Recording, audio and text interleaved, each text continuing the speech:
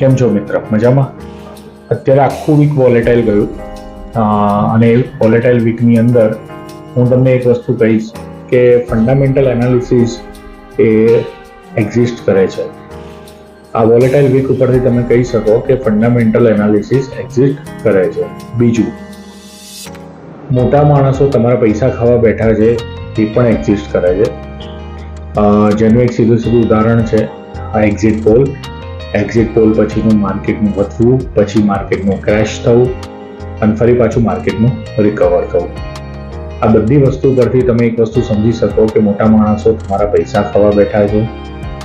બીજી વસ્તુ, ફંડામેન્ટલ એનાલિસિસનું પણ એક ઇમ્પોર્ટન્સ છે. સીધી ભાષામાં કહું તો ફંડામેન્ટલ એનાલિસિસ પરથી જ ટેકનિકલ એનાલિસિસ ડિરાઈવ કરે છે.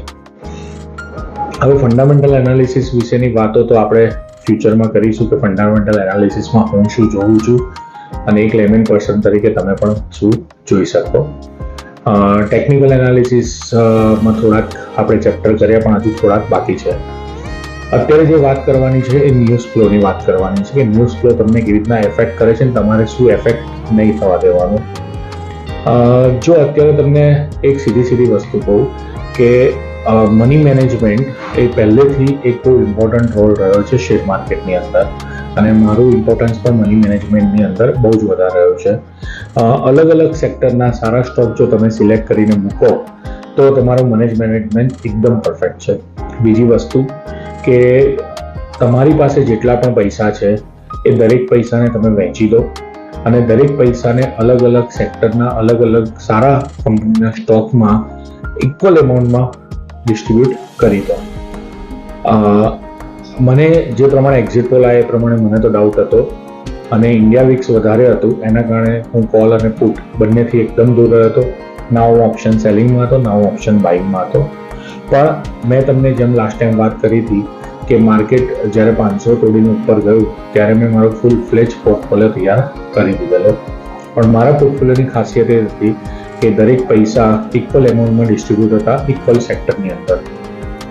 એટલે જ્યારે સોમવારે એપ્રોચ ઉપરની તરફ થયો ત્યારે મારો પોર્ટફોલિયો એટલો બધો હાઈ નહોતો ગયો જેટલું માર્કેટ 5-5.5ની આસપાસ ગયો તો મારો પોર્ટફોલિયો 3 કે 2.5% જ હતો. અને જ્યારે મંગળવાર ડાઉન થયું 5-5.5 ત્યારે પણ મારો પોર્ટફોલિયો 2-2.5% ડાઉન હતું.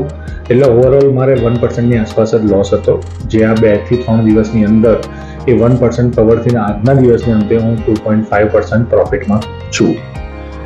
મારો કહેવાનો મતલબ ખાલી એટલો જ છે કે જો તમે ઇક્વલ એમાઉન્ટની અંદર પોર્ટફોલિયો ડિસ્ટ્રીબ્યુટ કરશો, ઇક્વલ સેક્ટર સાથે પોર્ટફોલિયો ડિસ્ટ્રીબ્યુટ કરશો, ઇક્વલ સ્ટોકમાં તમે પૈસા નાખશો તો કોઈ પણ ન્યૂઝ ફ્લો તમને બહુ હેરાન નહીં કરી શકે. એક એક્ઝામ્પલ સાથે તમને સમજાવું કે how can you distribute. Suppose તમારે 1 કરોડ રૂપિયા તમારી પાસે છે. સપોઝ તમારી પાસે 1 કરોડ રૂપિયા છે અને તમે જે મોટા ખેલાડીઓ કહેતા હોય છે કે 20 to 30 સ્ટોક્સ રાખવાના, એ પ્રમાણે તમે સમજો કે તમે 30 સ્ટોક્સ રાખ્યા છે. એટલે 3 લાખની અંદર તમે એક સ્ટોક લીધો, 3 લાખ કે 3.5, સપોઝ 3 લાખ. હવે 3 લાખમાં જ્યારે તમે એક સ્ટોક લીધો અને એ સપોઝ આજે ગેપ ડાઉન ખોલ્યો, 10% ગેપ ડાઉન ખોલ્યો તો એ 30,000. હવે તમે સારી કંપનીમાં ઇન્વેસ્ટ કર્યું હોય અને જો 10% ડાઉન થાય તો એમાં લોઅર સર્કિટ કે દરરોજ નથી વાગવાની. તો 10% સપોઝ તમારો પોર્ટફોલિયો ડાઉન થયો એક સ્ટોકનો તો 3 લાખમાં તમારા 30,000 થયા.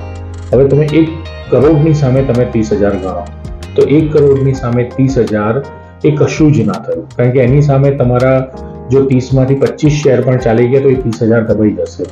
આનું એક સીધું એક્ઝામ્પલ મારા માટે તો કોટક બેંક હતું. મારી પાસે કોટક બેંક પડ્યો હતો. જ્યારે 10% ડાઉન ગયો ત્યારે મારા પોર્ટફોલિયોમાં તો પણ ડેના પ્રોફિટ અને લોસની અંદર ગેઇન જ બતાવ્યું હતું, લોસ નહોતું બતાવ્યું. તો એના પરથી હું કહી શકું કે મની મેનેજમેન્ટ બહુ છે. મની મેનેજમેન્ટ માટે આપણે આગળ વાત કરતા રહીશું. બટ મેં તમને અત્યારે એક જ વાત કરી કે ન્યૂઝ ફ્લોથી બચવા માટે મની મેનેજમેન્ટ, ફંડામેન્ટલી કોઈ શોખથી બચવા માટે મની મેનેજમેન્ટ. નેક્સ્ટ વિડીયોમાં હું તમને એવી વાત કરીશ કે ફંડામેન્ટલ એનાલિસિસમાં કયા પોઈન્ટ ઉપર તમે ધ્યાન રાખી શકો. Okay, have a nice day. By.